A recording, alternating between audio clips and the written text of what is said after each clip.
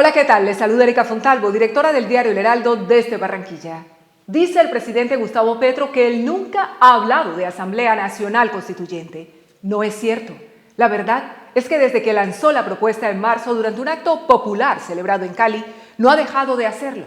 Tampoco sus alfiles más cercanos, tanto del Ejecutivo como del Congreso, que incluso han puesto sobre la mesa diversas fórmulas, legales o extralegales, para hacer posible una iniciativa que en la actualidad no cuenta con viabilidad jurídica ni política.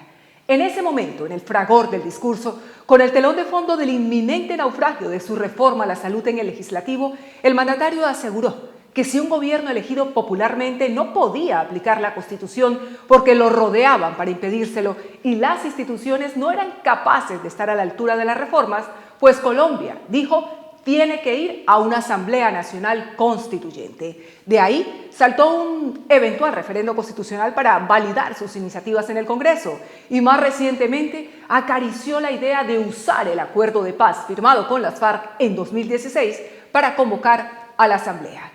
Es evidente que el jefe de Estado ha intentado construir un relato de normalidad de su propuesta, a la que políticos como el ex canciller Álvaro Leiva o juristas, en el caso del ex fiscal general Eduardo Montealegre, confían en poder materializar vía decreto saltándose los infranqueables diques de la institucionalidad, lo cual resulta claramente antidemocrático. No es entrando por la puerta de atrás como Petro sacará adelante su ambiciosa agenda reformista o pasará a la historia como el gobierno que logró solventar las necesidades más acuciantes de los menos favorecidos. La deriva en la que ha caído la propuesta presidencial radica en que se sitúa cada vez más alejada de la realidad. De hecho, nació renqueante, por no decir que muerta, debido a que el Ejecutivo, como ha quedado demostrado con las estancadas reformas, no cuenta con mayorías en el Congreso, su única vía constitucional para hacerla viable.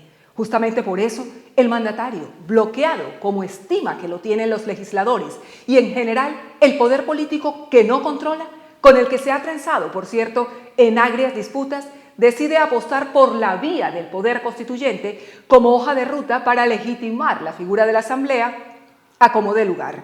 Al abrir esa tan arriesgada como ilimitada caja de Pandora, al presidente se le empiezan a colar, vaya a saber si por los laditos o con conocimiento de causa, ideas que se aproximan a designios totalitarios. Una de ellas, la de la senadora Isabel Zuleta, quien afirmó de frente hace algunos días que el pacto histórico partido de gobierno está promoviendo la reelección de Petro. Anuncio al que el propio mandatario reaccionó señalando que no le interesa para nada reelegirse. En tanto, el ministro Luis Fernando Velasco lo rechazó de plano, indicando que era antidemocrático. Casi en ese mismo sentido, los expresidentes, en un inusual coro, aparcando sus viejas rencillas políticas, se pronunciaron en una sola voz para oponerse al escenario de una constituyente vía acuerdo de paz con las FARC. Forzar las costuras de este pacto, de la Constitución, del mismo Estado de Derecho, erosionando el funcionamiento de los poderes públicos para favorecer intereses particulares de poder, rompería aún más la frágil convivencia que las instituciones hoy se esfuerzan en mantener.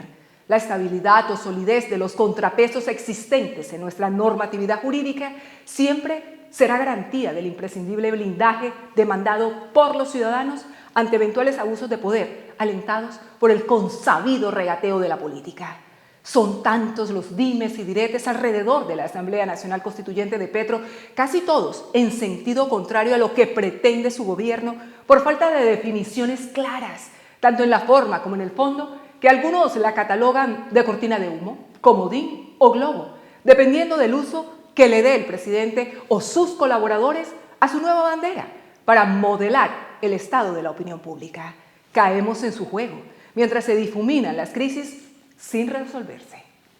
Colombia aún recuerda el histórico proceso para cambiar la anquilosada Constitución de 1886. El momento del país era otro, totalmente distinto al actual. La de 1991 conserva plena vigencia.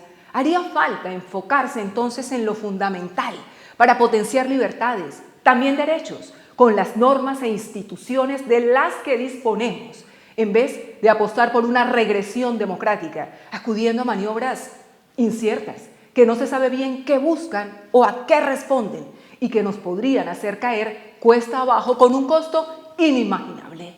Así que, deber y responsabilidad, presidente.